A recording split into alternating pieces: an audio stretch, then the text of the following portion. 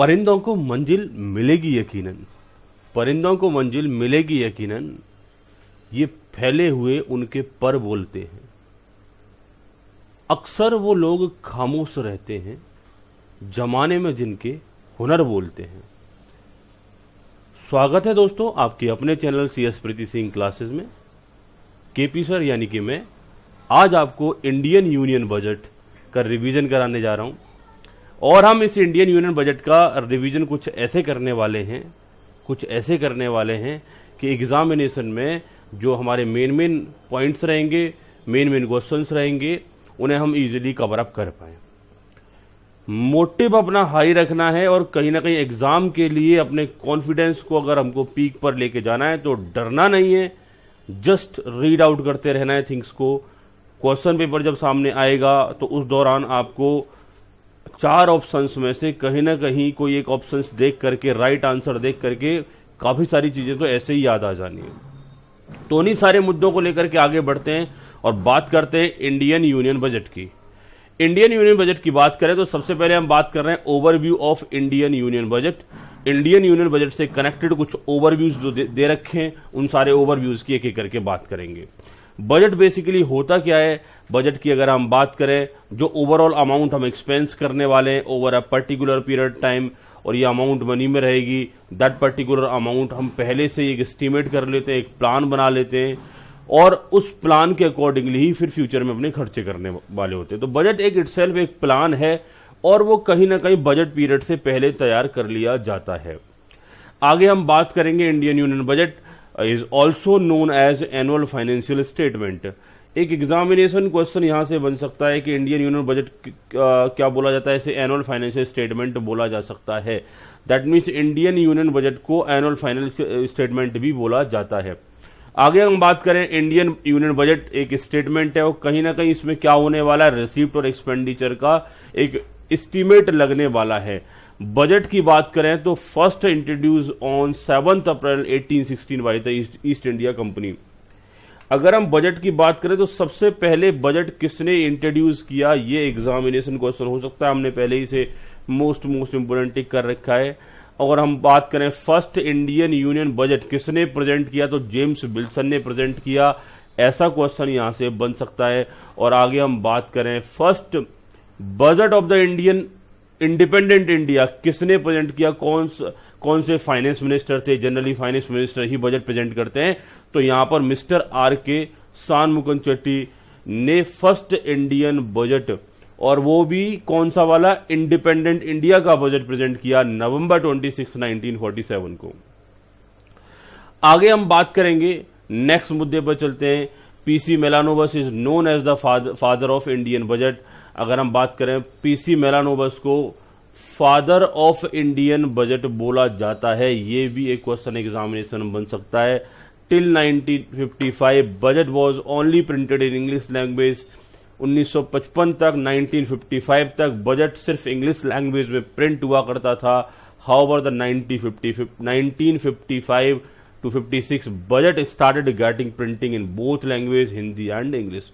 उसके बाद बजट हिंदी और इंग्लिश दोनों में प्रिंट होने लगा। बजट का टाइम की अगर हम बात करें, ब्रिटिश एरा में जो बजट प्रेजेंट होता था, budget use to present at 5 PM, शाम को 5 बजे होता था। This practice was discontinue in the year 2001 by presenting the budget at 11 AM। और 2001 में इस प्रैक्टिस को चेंज किया गया, फिर इसे 11 बजे प्रेजेंट किया जाने लगा।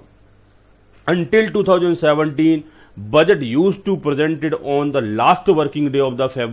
That means 2017 तक budget usually last working day, that means 28 या 29 को प्रेजेंट होता था, but now it is presented on the first working day of the Feb. और आज हम बात करें, आज की डेट में हम बात करें तो बजट जो प्रेजेंट किया जाता है फर्स्ट फैब को प्रेजेंट किया जाता है। अगर हम बात करें, mister KC Neogy and HN Bahuguna were the only 2 finance minister who did not present any Indian budget. ये 2 फाइनेंस मिनिस्टर ऐसे रहे, KC Neogy and HN Bahuguna, जिन्होंने कोई भी बजट प्रेजेंट नहीं किया। दैट मीन्स हम बात करेंगे who did not present any Indian budget. यानी finance minister each and every year budget present करता है। तो ये कुछ ऐसे टाइम तक फाइनेंस मिनिस्टर रहे जिनके कार्यकाल में, जिनके समय के दौरान ये बजट प्रेजेंट नहीं कर पाए। The record of presenting maximum number of budget is held by the Shri Morarji Desai for presenting 10 budgets. सबसे ज्यादा जो बजट प्रेजेंट किए वो किसने किए? मोरारजी देसाई ने प्रेजेंट किए, और इनके नाम पर ये रिकॉर्ड है, और रिकॉर्ड बजट इन्होंने 10 बजट प्रेजेंट किए। रेलवे बजट की अगर हम बात करें, railway budget was the presented separately from 1924, but after 92 year union budget 2017 merge the railway budget.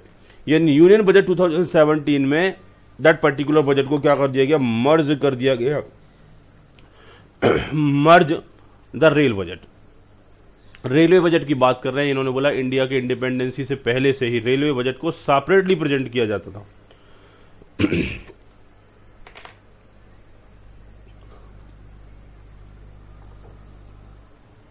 लेकिन 2017 के बाद से रेलवे बजट को मर्ज कर दिया गया हमारे मेन बजट के दौरान। हम बजट से कनेक्टेड कुछ टर्मिनोलॉजी डिस्कस करने जा रहे हैं। हम यहां बात करेंगे it is a statement presented by the, पहले से हम बात करने वाले annual financial statement, article 112 of the constitution of India. की टर्म्स की हम बात कर रहे हैं बजट से रिलेटेड। अगर उन की टर्म्स में बात करते हैं तो एनुअल फाइनेंशियल स्टेटमेंट हमारा मेन की टर्म्स है। और एनुअल फाइनेंशियल स्टेटमेंट की बात करें, हमने पहले बोला भी था कि एनुअल फाइनेंशियल स्टेटमेंट को इंडियन यूनियन बजट की जगह पर यूज किया जाता है कई बार। तो एनुअल फाइनेंशियल स्टेटमेंट होगा, वो क्या होगा? It is a statement presented by the government to the parliament. इसमें होता क्या है? रिसिप्ट होते हैं और एक्सपेंडिचर होते हैं in respect of every financial year, और it is usually a white 10 page document. Examination के लिए क्वेश्चन हो सकता है कि एनुअल फाइनेंशियल स्टेटमेंट क्या होगा? Usually a white 10 page document होगा। एनुअल फाइनेंशियल स्टेटमेंट के जो कुछ कंपोनेंट की बात करें, कुछ पार्ट्स की अगर हम बात करें, तो यहां पर जो इसके मेन कंपोनेंट्स रहेंगे, मेन पार्ट्स रहेंगे, वो क्या रहेंगे? हम यहां बात करेंगे annual financial statement usually 3 parts में डिवाइडेड होता है: consolidated fund, contingency fund and public fund. Examination के लिए इंपोर्टेंट रहेगा। Annual financial statement include consolidated fund, contingency fund and public fund, और ऑल ऑफ दीज टिक। अगर ऑप्शन आ जाता है तो आप वहां पर क्या टिक करोगे? All of these. ऐसा भी कुछ क्वेश्चन बन सकता है, क्या public fund annual financial statement का पार्ट है? क्या contingency fund annual financial statement का पार्ट है? क्या consolidated fund annual financial statement का पार्ट है? ऐसे क्वेश्चन भी एग्जामिनेशन में बन सकते हैं। अब मैं आपसे बात करूंगा बच्चों कंसोलिडेटेड फंड के बारे में। ये कंसोलिडेटेड फंड होता क्या है? अगर हम कंसोलिडेटेड फंड की बात करें तो ये आर्टिकल 266 में प्रिस्क्राइब्ड है। और आर्टिकल आर्टिकल की बात करें तो ये आर्टिकल कॉन्स्टिट्यूशन ऑफ इंडिया से रिलेट करते हैं। कॉन्स्टिट्यूशन ऑफ इंडिया के आर्टिकल होते हैं। तो ये कंसोलिडेटेड जो फंड बनाया गया है वो कॉन्स्टिट्यूशन के आर्टिकल 266 के अकॉर्डिंग बनाया गया है। आगे इनका कहना है कंसोलिडेटेड फंड की अगर हम बात करेंगे तो all revenue raised bye the government, जितने भी गवर्नमेंट के रेवेन्यू होते हैं, साथ ही साथ मनी बोरोड, और इसके अलावा receipt from loan given by the government. Receipt from loan given by the government, जो गवर्नमेंट ने लोन दिया उसके वापसी में जो रिसिप्ट हो रहा है, receipt from loan given by the government flow into the consolidated fund of India. तो चलते चलते आपसे कोई पूछ ले कि बताओ कंसोलिडेटेड फंड ऑफ इंडिया में या कंसोलिडेटेड फंड में क्या जाता है, तो आप क्या बोलोगे? All revenue raise by the government. Government की जितनी भी अर्निंग होंगी वो कहां जाएंगी? कंसोलिडेटेड फंड्स में जाएंगी। मनी बोरो, पैसे उधार लिए जाएंगे गवर्नमेंट के थ्रू, वो कहां जाएगा? कंसोलिडेटेड फंड में जाएगा। Received from loan given by the government, government किसी को लोन देती है और दैट पर्टिकुलर लोन से अगर वसूली होती है, दैट मीन्स पर्टिकुलर लोन से अगर अमाउंट रिसीव होता है, वापसी में आता है, तो वो कहां जाएगा? कंसोलिडेटेड फंड ऑफ इंडिया में जाएगा। इसके बाद अगर हम बात करें all government expenditure is made from the fund, जितने भी गवर्नमेंट के खर्चे होते हैं वो कहां से होंगे? कंसोलिडेटेड फंड से ही होंगे, except for the exceptional item made from the contingency fund और पब्लिक अकाउंट। इनका कहना है कुछ एक्सेप्शनल आइटम को छोड़ करके गवर्नमेंट के जितने भी खर्चे होंगे वो कहां से होंगे? कंसोलिडेटेड फंड से होंगे। और एक्सेप्शनल आइटम की बात करें तो उसके लिए पैसा कहां से लिया जाएगा? या तो कंटिजेंसी फंड से लिया जाएगा या पब्लिक फंड से लिया जाएगा। आगे इनका कहना है no money can be withdrawn from the fund without the parliament approval. Consolidated fund से अगर पैसा विड्रॉ करना है तो पार्लियामेंट की अप्रूवल चाहिए। और आगे हम बात करेंगे इंडियन गवर्नमेंट की अगर हम बात करें, and each Indian state government maintain their own consolidated fund. That means Indian government का भी कंसोलिडेटेड फंड होता है और साथ ही साथ में जो हमारी सेंट्रल के साथ साथ में स्टेट गवर्नमेंट भी अपना कंसोलिडेटेड फंड मेंटेन करती है। Constitution of India require revenue received by the government of India to be paid to the consolidated fund of India. और ये हम पहले ही बात कर चुके हैं कि कंसोलिडेटेड फंड ऑफ इंडिया में सारे के सारे रेवेन्यू ट्रांसफर होते हैं। It also require state revenue to be paid to a respective state consolidated fund. इनका कहना है स्टेट का रेवेन्यू कहां जाएगा, स्टेट कंसोलिडेटेड फंड में। सेंट्रल का रेवेन्यू कहां जाएगा, सेंट्रल कंसोलिडेटेड फंड में। अब तक हमने यहां बात किया कंसोलिडेटेड फंड का बात किया, और हमने यह बोला था एनुअल फाइनेंशियल स्टेटमेंट को यूजुअली 3 पार्ट्स में डिवाइड किया जाता है, consolidated fund, contingency fund and public fund. अगला जो इंपोर्टेंट टर्म था हमारा कंसोलिडेटेड फंड। इसके बाद हम बात करेंगे demand for grant. Demand for grant की अगर हम बात करते हैं तो demand for grant is the form. एक तरीके से ये फॉर्म होता है। आपसे पूछा जाए कि डिमांड फॉर ग्रांट क्या होती है तो आप क्या बोलोगे, फॉर्म होगा। इसके बाद अगर हम बात करेंगे सर डिमांड फॉर ग्रांट में क्या होगा, इनका कहना है ये क्या करेगी डिमांड फॉर ग्रांट, तो इनका कहना है ये एस्टीमेट कर देगा किसका, expenditure from the consolidated fund. Demand from grant की बात करें कि कंसोलिडेटेड फंड से कितना एस्टीमेटेड एक्सपेंसेस होने वाला है, वो किस कैटेगरी में आ जाएगा, डिमांड फॉर ग्रांट की कैटेगरी में आ जाएगा। Included in the annual financial statement, demand for grant को एनुअल फाइनेंशियल स्टेटमेंट में इंक्लूड किया जाता है। इसके साथ साथ अगर हम बात करेंगे required to be voted upon in Lok Sabha, और डिमांड फॉर ग्रांट पर लोकसभा में वोटिंग होगी। हमने पहले ही बात करी थी कि जब जब खर्चे की बात की जाती है तो कहीं ना कहीं हमको पार्लियामेंट से अप्रूवल लेनी पड़ती है अगर हम कंसोलिडेटेड फंड से खर्चा कर रहे हैं। तो डिमांड फॉर ग्रांट एक फॉर्म हो गया, उसमें खर्चों का एक्सपेंडिचर, जो खर्चे होंगे, जो एक्सपेंडिचर्स होंगे, उनका एस्टीमेट होता है, और उस एस्टीमेट पर कहीं ना कहीं दैट मीन्स हम कह सकते हैं डिमांड फॉर ग्रांट पर लोकसभा का अप्रूवल लिया जाता है, और वो अप्रूवल वोटिंग के थ्रू लिया जाएगा। इसके बाद हम बात करें साथ ही साथ डिमांड फॉर ग्रांट पर अप्रूवल मिलने के बाद जब वोट होता है देन आफ्टर उसका अप्रूवल होता है and submitted in person to the article 113 of the constitution. That means demand for grant का जो वोटिंग होगा और जो सारे प्रोसीजर्स होते हैं वो आर्टिकल 113 दैट मीन्स 113 के अकॉर्डिंगली होते हैं, और ये आर्टिकल है कॉन्स्टिट्यूशन ऑफ इंडिया का। डिमांड फॉर ग्रांट की बात करें, इसमें इंक्लूड होता है, क्या क्या इंक्लूड होता है, कौन कौन से एलिमेंट इंक्लूड होते हैं, ये पॉइंट आ सकता है कि डिमांड फॉर ग्रांट में क्या क्या अवेलेबल होता है। वैसे जो मेन पॉइंट रहेगा डिमांड फॉर ग्रांट है क्या, एक फॉर्म है। डिमांड फॉर ग्रांट कहां पर सबमिट किया जाता है, इनका कह रहा है डिमांड फॉर ग्रांट की बात करेंगे, इसमें एस्टीमेट होता है एक्सपेंडिचर का, और साथ ही साथ एक्सपेंडिचर ये कहां से हो रहे होते हैं, कंसोलिडेटेड फंड से। वोटिंग कहां पर होगी, पार्लियामेंट में वोटिंग होगी, और देन आफ्टर इसका अप्रूवल मिलेगा। डिमांड फॉर ग्रांट्स में क्या क्या इंक्लूड होता है, provision with respect to the revenue expenditure, capital expenditure, revenue खर्चे कहां होंगे, कैपिटल एक्सपेंडिचर कहां होंगे, साथ ही साथ grant to the state and union territory government, central government union territories को, यूटीज को और स्टेट्स को कितना कितना ग्रांट देने वाली है, कितने कितने पैसे देने वाले हैं, ये सारे हिसाब किताब भी उसमें होते हैं, ये सारे एस्टीमेट्स भी उसमें होते हैं together with the loans and advance, और उसमें लोन्स एंड एडवांस के बारे में भी सारी जानकारी होती है। आगे हम बात करेंगे generally one demand for grant is presented for each ministry और डिपार्टमेंट। हर एक मिनिस्ट्री और डिपार्टमेंट के लिए एक डिमांड फॉर ग्रांट प्रेजेंट किया जाता है। For large ministry and department more than one demand is presented, और जो लार्ज मिनिस्ट्रीज होती हैं उनके लिए एक से ज्यादा डिमांड भी प्रेजेंट कर दिए जाते हैं। बच्चों मैं आपसे पहले रिवीजन्स में भी बोल चुका हूं कि यहां पर हम रिवीजन कर रहे हैं, और रिवीजन में बहुत ज्यादा डीपली मैं नहीं जा रहा हूं, मैं उन्हीं सारे मुद्दों को उठा रहा हूं जो एग्जामिनेशन क्वेश्चंस बन सकते हैं। इन माय ओपिनियन वो सारे मुद्दे मैं यहां पर लेकर के चल रहा हूं, थोड़ा फास्टेस्ट मैनर में चल रहे हैं।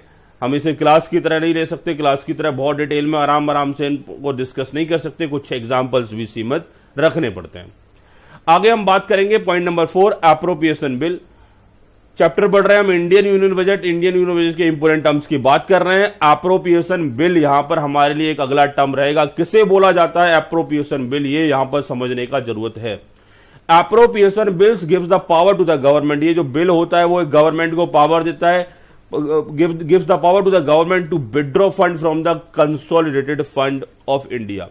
डिमांड फॉर ग्रांट में एक कहीं ना कहीं हमारा एस्टीमेट था। डिमांड फॉर ग्रांट पर वोटिंग चल रही थी कि एस्टीमेट प्रॉपरली है भी या नहीं है, लेकिन एप्रोप्रिएशन बिल की अगर हम बात करेंगे पावर देता है किसको, गवर्नमेंट को, to withdraw fund from the consolidated fund. ये कंसोलिडेटेड फंड से पैसा विड्रॉ करने की पावर देता है, meeting expenditure during the financial year. और ये पैसे से आप फाइनेंशियल ईयर के जो एक्सपेंसेस हैं उन्हें मीट आउट कर रहे होते हो, उन खर्चों को चला रहे होते हो। After discussion on the budget proposals and the voting on the demand for grant, इनका कहना है पहले बजट प्रपोजल डिस्कस हो जाता है, डिमांड फॉर ग्रांट पर वोटिंग हो जाती है।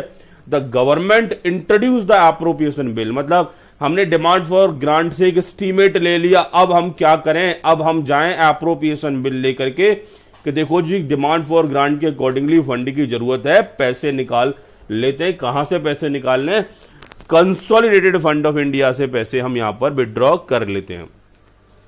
तो government introduce the appropriation bill in the Lok Sabha और it is intended to give authority to the government to withdraw from the consolidated fund. That means अगर आपसे पूछा जाए कि एप्रोप्रिएशन क्या होता है, कि एक तरीके से ये एक ऐसा बिल होता है जो कंसोलिडेटेड फंड ऑफ इंडिया से पैसा विड्रॉ करने की परमिशन दे रहा होता है। फाइनेंस बिल की बात करें, फाइनेंस बिल की अगर हम बात करते हैं, जब भी हमारा बजट प्रेजेंट होता है तो उसका एक कंपोनेंट होता है फाइनेंस बिल। फाइनेंस बिल की अगर हम बात करेंगे तो इसमें बहुत सारी थिंग्स आ रही होती हैं, बेसिकली टैक्स से कनेक्टेड जो रेट्स वगैरह में जो चेंज आ रहा है वो सारा का सारा फाइनेंस बिल के थ्रू कहीं ना कहीं होता है। यानी आप हर बार सुनते होंगे कि ये पर्टिकुलर टैक्स बढ़ गया, ये टैक्स कम हो गया, ये कमोडिटी सस्ती हो गई, वो कमोडिटी महंगी हो गई। जनरली बजट जब आता है वैसा सुनते होंगे। क्यों ऐसा होता है, क्योंकि फाइनेंस बिल टैक्स रेट्स को डिफाइन करता है कि किस पर कितना टैक्स लगेगा। तो जनरली गवर्नमेंट जब बजट लेके आ रही होती है तो फाइनेंस बिल में भी टाइम टाइम पर वो चेंजेस कर देते हैं। तो हम कह सकते हैं कि फाइनेंस बिल अपने आप में बड़े सारे चेंज लेकर आ रहा होता है, चाहे वो टैक्स रेट को लेकर के हो, चाहे टैक्स स्ट्रक्चर में कोई मॉडिफिकेशन हो, या कोई पुराने टैक्स स्ट्रक्चर को आगे चलाना है, एज इट इज बढ़ाना है, या फिर कहीं ना कहीं किस टाइम पीरियड से हमको एक डिफरेंट टैक्स स्ट्रक्चर वहां पर प्रेजेंट करना है। तो बाकी सारी चीजें टैक्स से कनेक्टेड मुद्दे, टैक्स से रिलेटेड जो चेंजेस होते हैं, वो एक्सप्लेनेशन होती हैं, वो सारे के सारे एस्पेक्ट फाइनेंस बिल में होते हैं। जब यही फाइनेंस बिल लोकसभा के दोनों सदनों, अपर हाउस और लोअर हाउस, दैट मीन्स जो हाउसेज होते हैं, बोथ हाउस ऑफ पार्लियामेंट की अगर हम बात करें, अपर हाउस और लोअर हाउस से ये पास हो जाता है तो ये फाइनेंस बिल फिर फाइनेंस एक्ट बन जाता है। फाइनेंस बिल की बात करें, finance bill has to be passed by the parliament within the 75 days of its introduction. इनका कहना है कि जब आप फाइनेंस बिल की बात करते हो तो एक बार प्रेजेंट कर दें तो कितने दिन के अंदर आपने इसे पास आउट करना है। इन्होंने बोला फाइनेंस बिल को 75 डेज के अंदर अंदर एक्ट बनाना होता है, दैट मीन्स इसे पास करना होता है। बिल पास कैसे होता है, बोथ हाउस ऑफ पार्लियामेंट में वोटिंग होती है, रेजोल्यूशन पास होता है, उसके बाद वो प्रेसिडेंट के पास असेंट के लिए जाता है, प्रेसिडेंट सिग्नेचर करते हैं तो फाइनेंस बिल फाइनेंस एक्ट में कन्वर्ट हो जाता है। मैं आपसे बात कर रहा हूं अब कंटिजेंसी फंड, इसके बारे में हम पहले ही सुन चुके हैं। हमने बोला था एनुअल फाइनेंशियल स्टेटमेंट, हमने अभी यहां पर डिस्कस भी किया था annual financial statement. Annual financial statement के कंपोनेंट की बात कर रहा था तो मैंने बोला था कंसोलिडेटेड फंड और दूसरा कंटिजेंसी फंड। तो अगर हम बात करें ये कंटिजेंसी फंड है क्या, बच्चों नाम से ही क्लियर है, कंटिजेंसी के लिए बना हुआ फंड कंटिजेंसी फंड होगा। एनी अर्जेंट और अनफोर्सीन एक्सपेंडिचर, कोई भी ऐसा खर्चा जो पहले से मालूम नहीं था कि खर्चा हो सकता है, कोई अर्जेंट एक्सपेंडिचर जो पहले से मालूम नहीं था वो हो सकता है, वो कहां से होगा, वो मैट आउट होगा कंटिजेंसी फंड से। नहीं मालूम था कि कोरोना अचानक से निकल के आ जाएगा, तो क्या ये कंटिजेंसी है? जी जनाब, बिल्कुल ये कंटिजेंसी है। और ऐसी कंटिजेंसी की बात करेंगे तो ऐसी कंटिजेंसी के लिए जो पैसा हम यूज करेंगे वो कंटिजेंसी फंड से यूज कर सकते हैं। बच्चों के दिमाग में चल रहा होगा सर कोरोना के लिए तो अलग से भी फंड बना हुआ है। जी बना हुआ है, उस फंड से भी पैसा खर्च होगा। कंटिजेंसी फंड का पैसा भी यूटिलाइज कर सकते हैं, क्योंकि ये जो पैसा यूटिलाइज होता है वो कंटिजेंसी के केस में ही होता है। 500 crore fund is at the disposal of the president, कहीं ना कहीं ये प्रेसिडेंट के डिस्पोजल पर होता है, प्रेसिडेंट के अकॉर्डिंगली हम इसे एक्सपेंस कर सकते हैं। आगे हम बात करेंगे, any expenditure incurred from this fund requires subsequent approval from the parliament. बाद में पहले हमने पैसा खर्च कर दिया, पार्लियामेंट का अप्रूवल हम लेटर ऑन ले सकते हैं। The amount withdrawn return to the fund from the consolidated fund, इनका कहना है जितना हम इससे अमाउंट विड्रॉ करते हैं बाद में हम उसे कंसोलिडेटेड फंड से रिटर्न कर देते हैं। दैट मीन्स इस फंड की पोजीशन एज इट इज बनी रहती है। बच्चों मैं बात करने वाला हूं या पब्लिक अकाउंट की बात करें, this is also a fund. This fund is to account for flow for और those transaction where the government is merely acting as a banker. In public account की अगर हम बात करें तो ये उन फंड को अकाउंट फॉर करता है। This fund is to account for, ये उन्हीं फंड्स को अकाउंट फॉर करता है या उन्हीं फ्लोज को अकाउंट फॉर करता है जहां पर गवर्नमेंट मेयरली जो एक्ट कर रहा है वो बैंकर की तरह कर रहा है। For instance provident fund, small saving and so on. बहुत सारे प्रोविडेंट फंड का पैसा जमा होता है, वो गवर्नमेंट के कंट्रोल्ड फंड में पैसा जमा हो रहा होता है, इन्हें बोला जाता है पब्लिक अकाउंट बोला जाता है। गवर्नमेंट का यहाँ कोई बहुत बड़ा रोल नहीं है, पब्लिक पैसे जमा करा रही है, पब्लिक को विद इंटरेस्ट वो पैसा कुछ टाइम बाद जब वो रिटायर हो जाएंगे वो पैसा वापस मिलेगा। तो गवर्नमेंट का रोल क्या है यहां पर, एक बैंकर के तौर पर गवर्नमेंट का रोल है। That is known as public account. आगे बच्चों हेड दिया हुआ है पब्लिक अकाउंट के बाद हम बात करेंगे रेवेन्यू रिसीप्ट और रेवेन्यू एक्सपेंडिचर। रेवेन्यू रिसीप्ट और रेवेन्यू एक्सपेंडिचर, रेवेन्यू रिसीप्ट की अगर हम बात करें नाम से ही क्लियर है सर, ऐसी रिसीप्ट्स या ऐसे एक्सपेंडिचर जो कि कहीं ना कहीं हमारी डे टू डे या रूटीन एक्टिविटीज से हमको जो पैसा मिल रहा है वो रेवेन्यू की कैटेगरी में जाता है। और कैपिटल एक्सपेंडिचर की बात करते हैं, जो खर्चा हमारी कैपेसिटी को बढ़ा दे, that is known as capital expenditure. और हम बात करें कैपिटल रिसीप्ट्स की, कैपिटल आइटम से मिलने वाले जो रिसीप्ट्स होते हैं उन्हें हम कैपिटल रिसीप्ट्स की कैटेगरी में रखते हैं। तो रेवेन्यू रिसीप्ट और एक्सपेंडिचर की बात कर लेते हैं, कैपिटल रिसीप्ट्स और एक्सपेंडिचर की बात कर लेते हैं। जनरली आपसे ऐसा क्वेश्चन पूछा जा सकता है, क्या ये रेवेन्यू रिसीप्ट्स है, क्या ये कैपिटल रिसीप्ट्स है। हमने बात किया all receipts and expenditure that in general do not involve sale और creation of assets. Revenue receipts की बात कर रहे हैं, रेवेन्यू एक्सपेंडिचर की बात कर रहे हैं, ना तो रिसीप्ट होगा तो असेट सेल करके और अगर एक्सपेंडिचर होगा तो असेट्स को परचेज करके। तो इन्होंने बोला डू नॉट इन्वॉल्व सेल और क्रिएशन ऑफ असेट्स। ऐसा रिसीप्ट जो असेट्स से अफेक्टेड नहीं है, ना तो असेट्स की वजह से मिल रहा है ना ही असेट्स की वजह से पे करना पड़ रहा है। असेट्स परचेज करेंगे तो खर्चा करना पड़ेगा और असेट्स सेल करेंगे तो रेवेन्यू मिलेगा। तो जो असेट्स की वजह से ना मिल रहा है ना ही देना पड़ रहा है उसे क्या बोलेंगे, रेवेन्यू एक्सपेंडिचर। अगर रिसीप्ट साइड की बात करें तो जनरली जो टैक्सेस होते हैं वो रेवेन्यू रिसीप्ट्स होते हैं। और एक्सपेंडिचर साइड की अगर बात करें तो anything that does not result in creation of assets, जिससे आप असेट्स नहीं खरीद रहे हो, असेट्स खरीदने के अलावा जो खर्चे कर रहे हो वो सारे के सारे रेवेन्यू में आते हैं, चाहे वो सैलरी हो, चाहे सब्सिडी हो, चाहे इंटरेस्ट हो।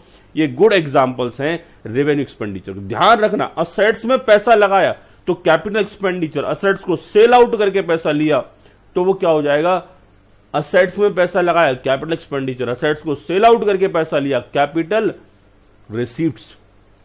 बट अगर इससे अलग हम कहीं पैसा लगा रहे हैं तो वो हमारा रेवेन्यू रिसीप्ट या रेवेन्यू एक्सपेंडिचर की कैटेगरी में आ जाएगा। जनरली गवर्नमेंट का रेवेन्यू रिसीप्ट टैक्सेस होते हैं और एक्सपेंडिचर की बात करें तो डिफरेंट फॉर्म्स में इनके एक्सपेंडिचर हो सकते हैं। अब कैपिटल पे चलते हैं तो कैपिटल की बात जस्ट वही करेंगे कि अगर हम असेट्स को क्रिएट करने के लिए, मतलब असेट्स परचेज करने के लिए और असेट्स सेल करने के लिए जो खर्चे, असेट्स परचेज करने पे जो एक्सपेंसेस कर रहे हैं और असेट्स के सेल करने पे जो रेवेन्यू मिल रहा है तो वो कैपिटल नेचर का होगा। एक को बोलेंगे कैपिटल रिसीप्ट्स तो दूसरे को बोलेंगे कैपिटल एक्सपेंडिचर। एग्जाम्पल के तौर पर बात करें, government sells shares disinvestment in the public sector companies. Government public sector companies में अपने जो शेयर्स थे उन्हें सेल कर रही है, इसका मतलब गवर्नमेंट अपनी एसेट्स को सेल कर रही है।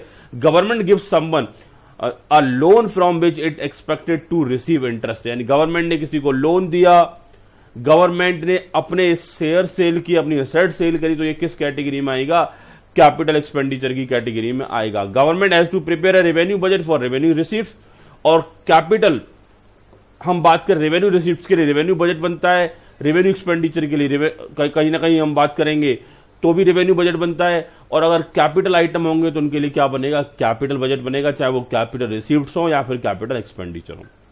तो एग्जामिनेशन की बात करें, आइडेंटिफिकेशन आपसे करा सकता है क्या ये कैपिटल है, क्या ये रेवेन्यू असेट्स का सेल परचेज है, तो वो कैपिटल होगा।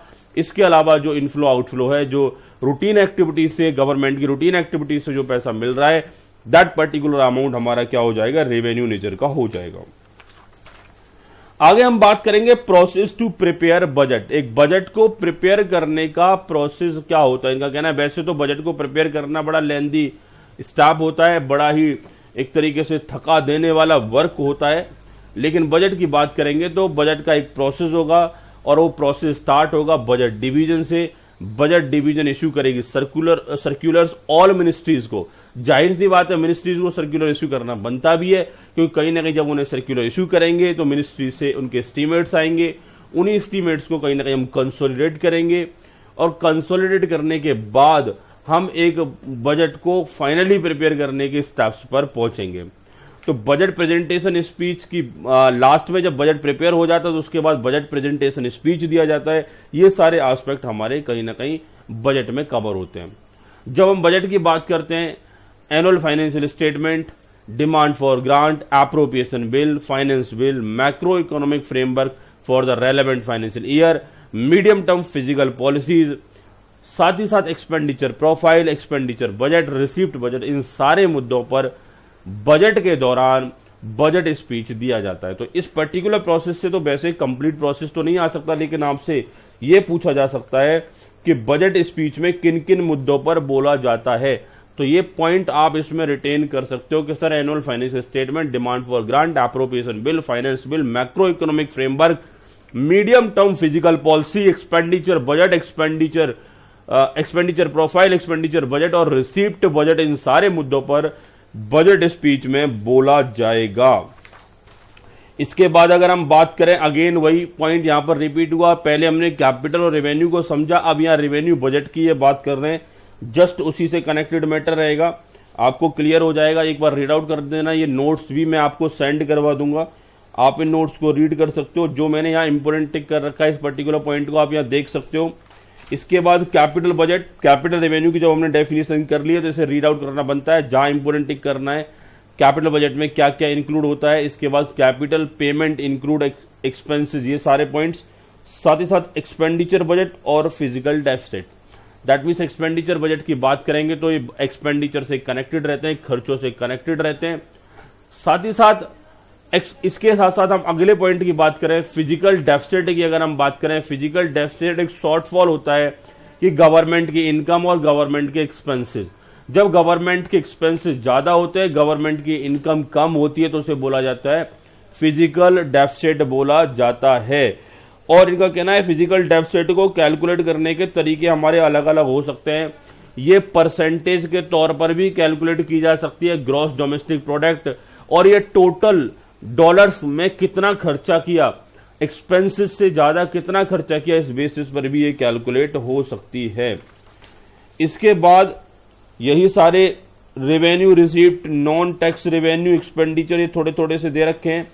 Formula for physical deficit, physical deficit calculate करने का फॉर्मूला क्या होगा, ये फॉर्मूला यहां पर एक बार देख लेना। फिजिकल डेफिसिट की अगर हम बात करेंगे, is equal to total expenditure of the government, चाहे वो कैपिटल हो या रेवेन्यू, माइनस कर देंगे total income of the government plus recovery of the loan minus other receipts, plus recovery of loans plus other receipts. ये सारे के सारे आइटम्स एड ऑन करके यहां फॉर्मूला बनता है, फॉर्मूला फॉर फिजिकल डेफिसिट। अगर वैल्यू यहां पर आ रही है, खर्चे ज्यादा हो रहे हैं, बाकी सारी इनफ्लोज कम हो रहे हैं, तो उसे क्या बोला जाएगा, फिजिकल डेफिसिट बोला जाएगा।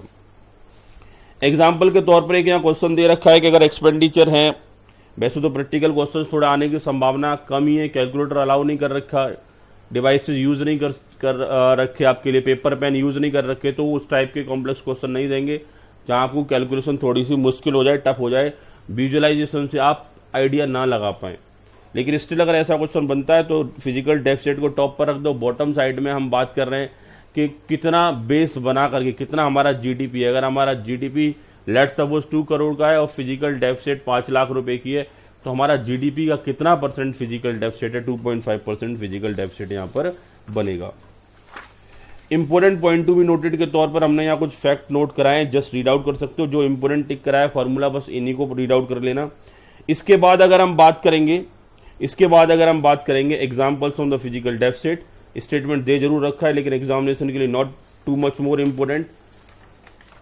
जो हमारे स्टार्टिंग के जो पॉइंट्स थे overview of the Indian union budget, यहां से एग्जामिनेशन क्वेश्चन इसमें ज्यादा आ सकता है। टर्मोलॉजी वगैरह से भी एग्जामिनेशन क्वेश्चन बन सकते हैं, जहां पर कुछ हमारे डायरेक्ट क्वेश्चन बन पाने की संभावना रहेगी। तो इंडियन यूनियन बजट हमने यहां पर रिवाइज किया। अगेन मैं आपसे बोल रहा हूं, हम कर रहे हैं बेटा रिवीजन की जब बात करते हैं तो एक मोटिव जगाना आपके अंदर, कई बार आप लास्ट टाइम पर नर्वस हो रहे होते हो, उसी एस्पेक्ट को कंसीडर करते हुए हम इस रिवीजन को बड़े फास्टेस्ट मैनर में करते जा रहे हैं। अभी किया हमने इंडियन यूनियन बजट का रिवीजन, अब हम एक फ्रेश चैप्टर स्टार्ट करेंगे, उसका रिवीजन करने वाले हैं।